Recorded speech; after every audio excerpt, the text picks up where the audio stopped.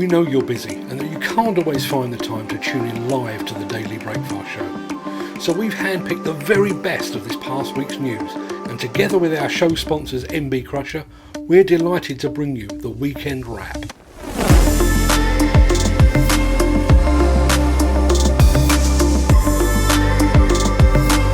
In this week's episode, Kubota turns parts into art, Hyundai grabs a piece of the action, and we chart the rise and rise of the mighty Caterpillar. All that and more on the Weekend Wrap.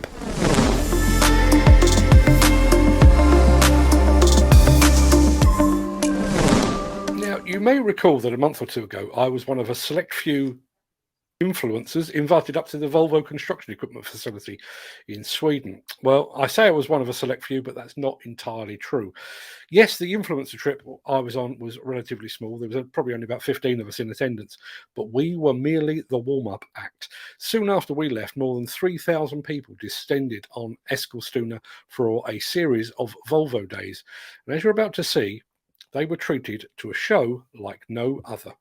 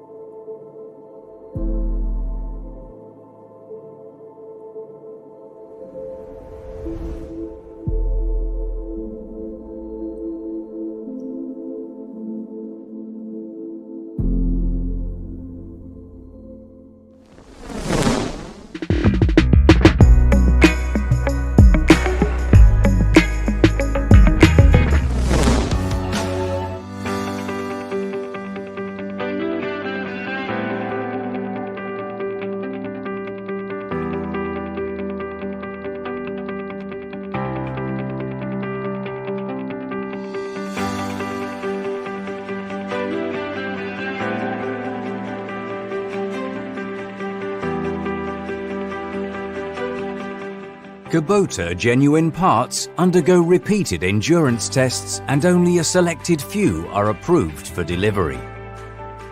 They're quality built for reliable performance.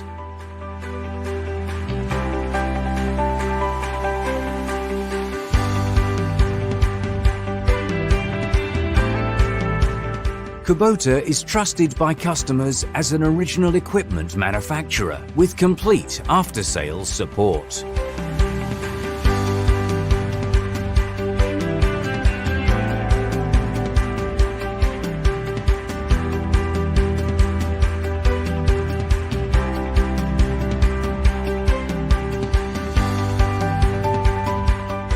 Kubota offers an extensive lineup and supply of genuine parts for your confidence and satisfaction.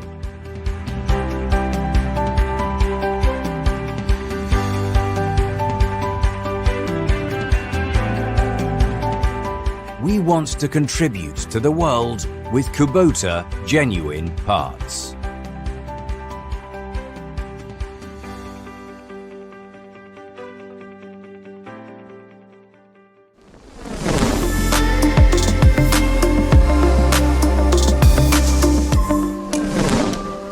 Our final film of the day may well bring a tear to the eye of Tristan Mays and his fellow crane huggers over at cranehub.net. A pair of cargo cranes that have stood sentinel over the Port of Sunderland are no more, following a dismantling project by O'Brien Specialist Crane Services. Check this out.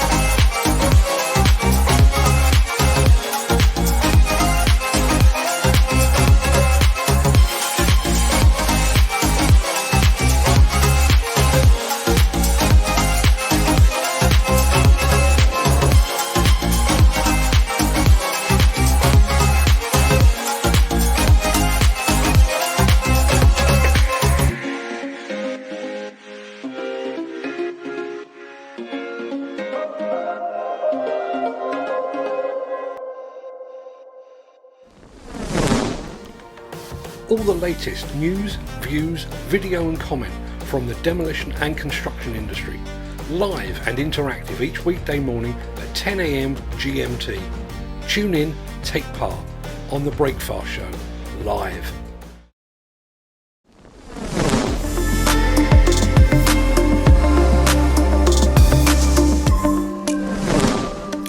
Now, those of you that watch this show with any regularity will know that it was recently the birthday of our regular viewer and contributor, Mr. Kenneth Hatcher, just a few days ago. You'll know he has a fixation upon excavator sprocket positioning, and you might also know that Ken loves him a pizza. Well, our final clip of the day brings together two of Ken's key passions. And so, as a belated birthday gift to him, here is how you make pizza using construction equipment.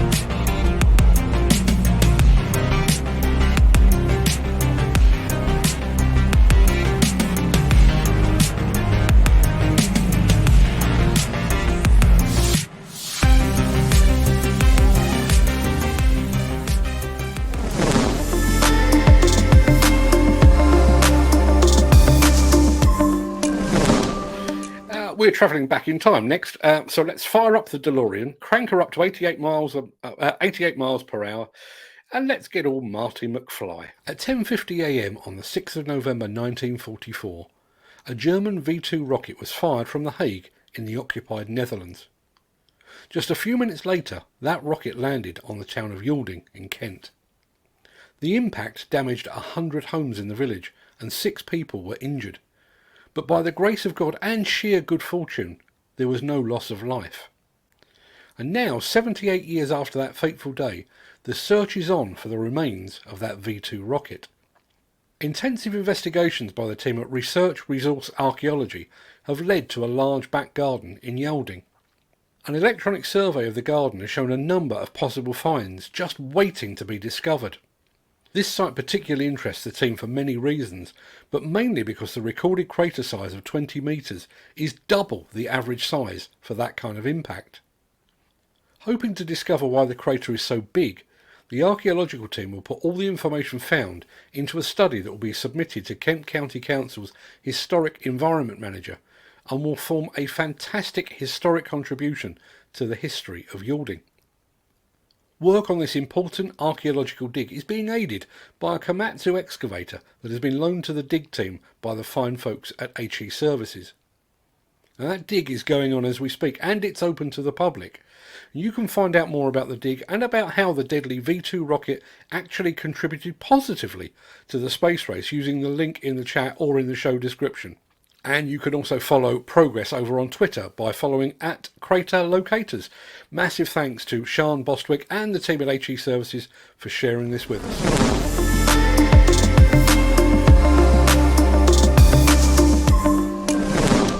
Right, we've got a proper good chat lined up for after the show, but before we get to all of that, we're going to take a bit of a trip down memory lane. The mighty Caterpillar bestrides the global construction industry like a latter-day Greek god. I can't remember a time when Caterpillar wasn't the biggest equipment manufacturer in the world. It's the name behind some of the industry's most iconic machines, the D11, the 777 dump truck, and the 235 excavator, to name but a few. But where and how did Caterpillar begin its journey towards global domination? Well, you're about to find out.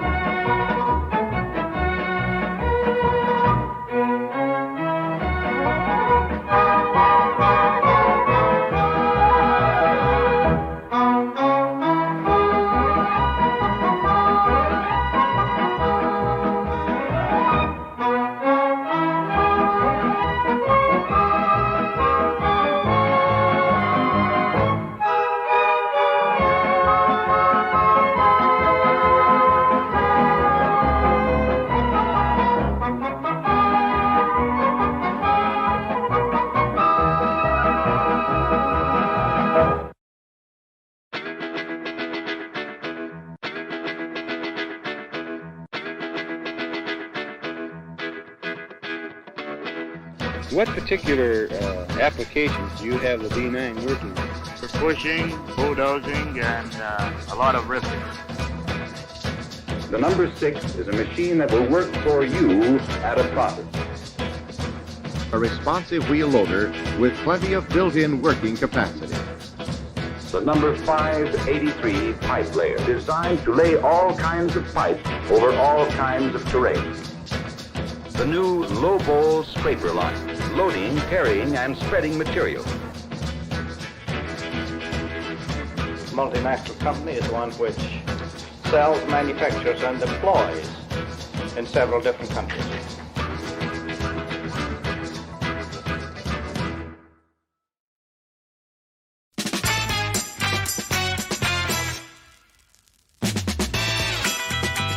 Simple to operate, easy to maintain.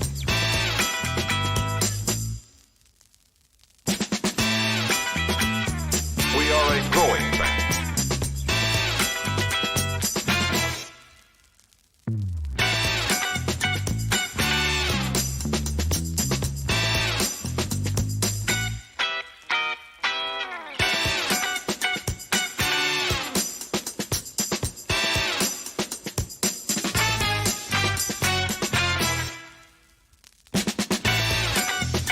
You know that all that iron you're pushing around can do a lot of work.